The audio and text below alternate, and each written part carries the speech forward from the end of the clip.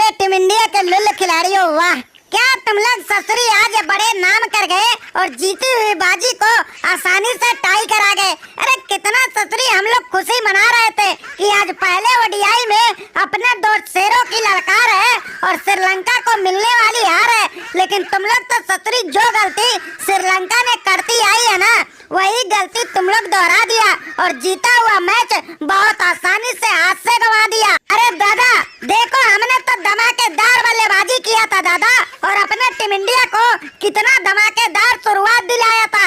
अरे ओडीआई नहीं, टी20 जैसा खेल हमने दिखा के श्रीलंका को दबाव में ला दिया था, लेकिन कुछ बल्लेबाजों की गलती पड़ गई भारी। आखिरी में अपने टीम इंडिया का हो गई लाचारी।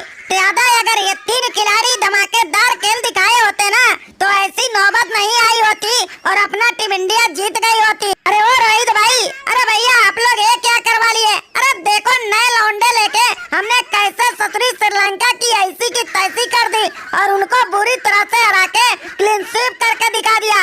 और रोहित भाई, कोहली भाई, आप लोग के होते हुए भी अपने टीम इंडिया का ससुरी इतनी बड़ी बेइज्जती हो जाए तो पूरे हिंदुस्तान के क्रिकेट प्रेमियों पे कैसा गुजर रहा होगा। ससुरी जीता हुआ मैच आज हार गए। जो काम श्रीलंका कर रही थी वो काम आप लोग करके दिखा दिए। अरे दादा अगर अपने टीम इंडिया का ससुरी बुरा हालत कोई बनवाया है ना, तो ये ससुरी तीन लुल्ल खिलाड़ी बनवाए हैं। अरे देखो कितनी धमाकेदार तरीके से सेट होने के बावजूद अपने टीम को जिता न पाए। ये अक्षर पटेल, केएल राहुल और शिवम दुबे भाई, ये तीनों ने इतनी बड़ी गलती किया ना, उसी का खामियाजा हम लोग भुगत गए और जीते हुए मैच हाथ से निकल गए। अगर ये तीनों में से कोई भी संयम दिखाया होता ना, तो ऐसा हालत नहीं हुआ होता। अरे दादा ये कोहली भाई कैसी लुल्ल बात कर रहे हैं, हमको तो ससुरी समझ में नहीं आ रहा है। ये लोग जब लुल्ल हो गए थे तो अपनी टीम इंडिया ससुरी हार के संकट में दबी हुई थी।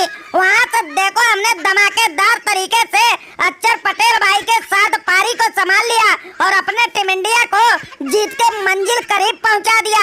अब बताओ वहाँ से शिवम दुबे भाई गलती अगर करेंगे और अपनी टीम इंडिया का जीता हुआ मैच हाथ से जाएगा, तो इसमें ससुरी हमारी क्या गलती है? दादा ये राहुल भाई ने बिल्कुल सही बोला है। हमने तो ससुरी अपना काम बखूबी निभा के आए थे और बेहतरीन पारी खेल के मंजिल तक छोड़ के आए थे, लेकिन ये शिवम दुबे भाई की गलती थी। इनको ससुरी एक रन आराम से खेल के ले लेना चाहिए था।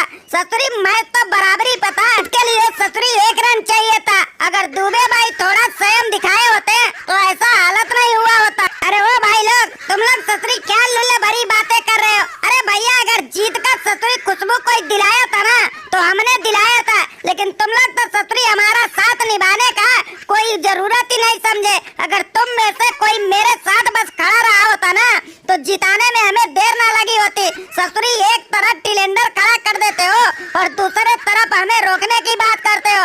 अरे तोड़ फोड़ वाली हमें बल्लेबाजी आती है और देखो कैसे छक्के भी जड़े थे।